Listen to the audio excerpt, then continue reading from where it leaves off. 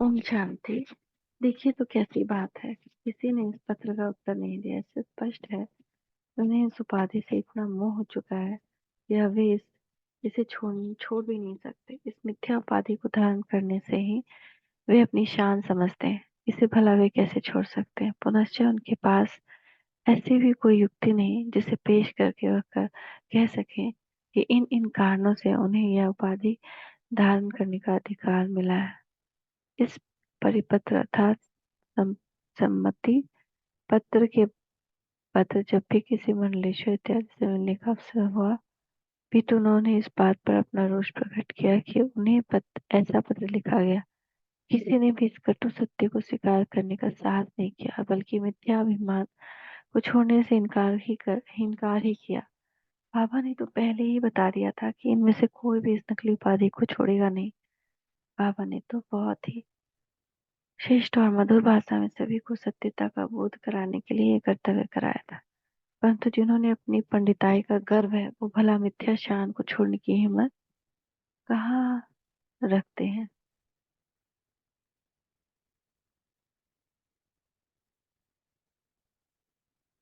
ये सही अर्थ में यूनिवर्सिटी है। यूनिवर्सिटी अनुदान आयोग के कुपत्र।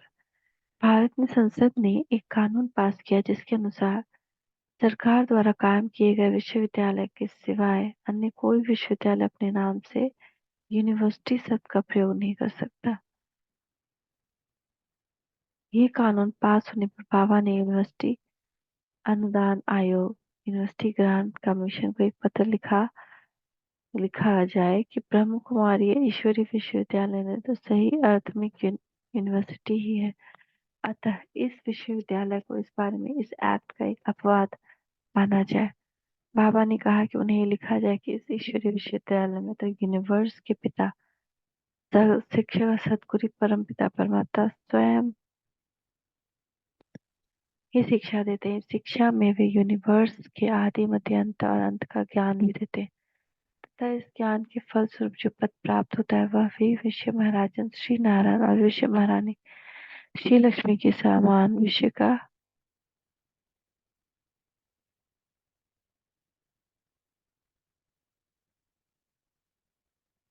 अटल अखंड एवं निर्विघ्न स्वराज्य प्राप्त होता है और इसके परिणाम स्वरूप यूनिवर्स की सब समस्याओं का समाधान एक साथ हो जाता है तथा इस वर्ष सत्युग आ जाता है। बाबा के निर्देशानुसार इस आयोग के अध्यक्ष को ऐसा पत्र लिखा गया और इस पत्र की प्रतिलिपि दिल्ली व अन्य शहरों के मुख्य व्यक्तियों को भेजी गई। यह पत्र व्यवहार काफी दिन तक चलता रहा और आखिर आयोग से एक पत्र प्राप्त हुआ। उसमें कहा गया था कि संस्था विश्वविद्यालय शब्द का प्रयोग करे, उस पर कोई रोक नहीं होगी, परंतु ये यूनिवर्सिटी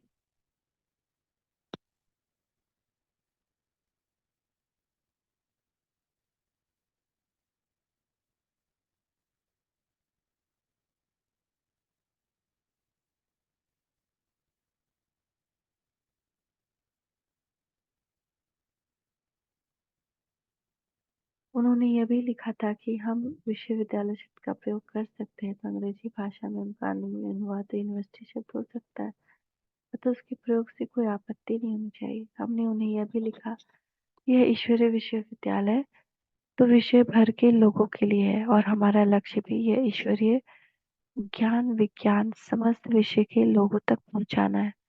तब यदि विश्व में भेजे हुए साहित्य में अथवा परिचय पत्रों में यूनिवर्सिटी शब्द का प्रयोग न होकर विश्वविद्यालय शब्द का प्रयोग होगा तो उन देशों के लोग इस शब्द का अर्थ भला कैसे जानेंगे? फिर ऐसा भी संभव नहीं मालूम होता कि हम विश्वविद्यालय और यूनिवर्सिटी इन दोनों शब्दों को छोड़कर किसी और शब्द का प्रयोग करें, क्योंकि यह शब्द यहाँ दी जाने वाली शिक्षा इसके उद्देश्य को ध्यान रखते हुए अति उपयुक्त मालूम होता है। तो फिर हम तो यूनिवर्सिटी शब्द से पहले पॉटली शब्द का भी प्रयोग करते हैं, जिससे ये स्पष्ट हो जाता है।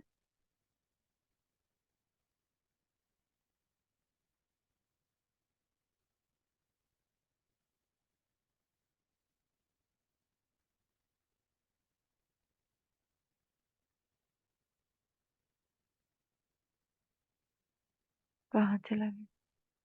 हाँ, कि यहाँ की नहीं लौकिक विषयों की शिक्षा नहीं दी जाती। बल्कि ईश्वरीय अथवा आध्यात्मिक दृष्टिकोण से ही शिक्षा दी जाती है। इसकी इसे किसी प्रकार की भ्रांति की संभावना भी नहीं रहती। इस प्रकार के और भी बहुत से तथ्य आएगा जो ध्यान में लाए गए थे। अंत में आयोग से यही उत्तर आया था कि यदि संसद इस विषय विकार में अनुमत संसद इस विषय संबंधी कानून में कुछ परिवर्तन करे तभी इसकी स्वीकृति दी जा सकती है। जब कोई इस प्रकार के विधान घटित होते हैं, बाबा सदा ये समझाया करते हैं, इस विषय संबंधित अधिकारी को मिलते रहना चाहिए। लक्ष्य प्राप्ति के लिए सतत पुरुषार्थ करते ही रहना चाहिए, क्योंकि एक व्यक्ति के स्थान पर है दूसरा व्यक्ति आता है। संभव है कि वह आपकी बात के महत्व को मान ले और अवांछित कार्रवाई कर दे। बाबा यह भी कहा करते कि प्राय ऐसा तो होगा ही।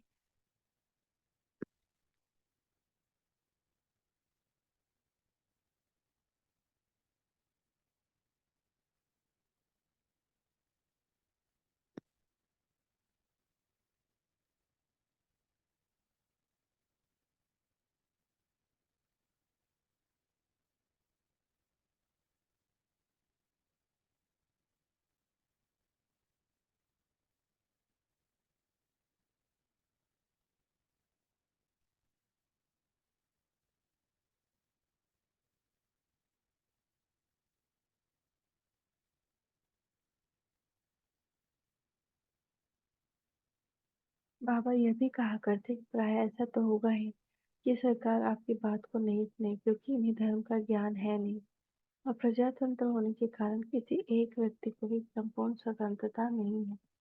परंतु फिर भी आप वत्सों को चाहिए कि आप ऐसे ऐसे मामलों की में सरकारी अधिकारियों से मिलते रहें तथा उन्हें लिखा पढ़ी करते रहें और उन्हें ईश्वरीय विश्वविद्यालय का साहित्य तथा परिचय भी देते रहा करें, क्योंकि इससे कम से कम उन अधिकारियों को तथा सरकारी कर्मचारियों को भी ईश्वरीय संदेश तथा ईश्वरीय परिचय तो मिलेगा ही। ये मामले कई बार इन सरकारी अधिकारी और कर्मचारी तक ईश्वरीय संदेश पहुंचाने जो निमित्त बन जाते हैं। इनकी ब्राह्मण रूप तो सांसारिक मानव देखना कठिन है।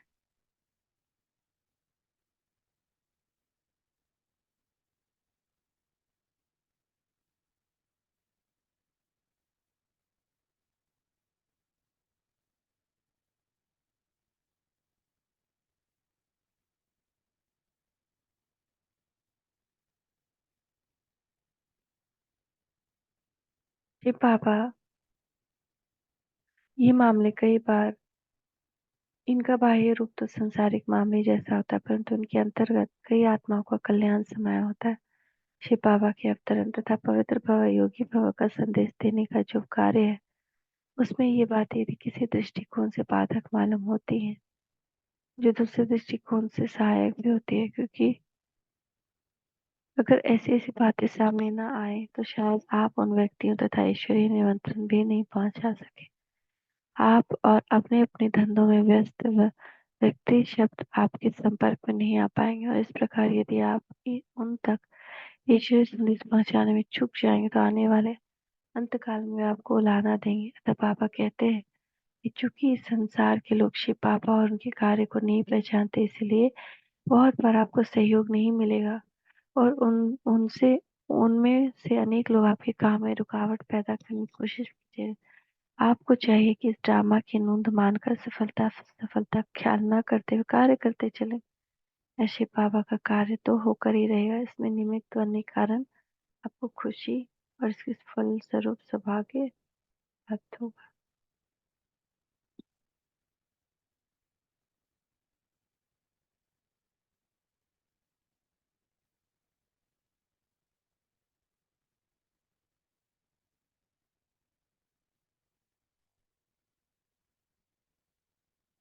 शांति शांति।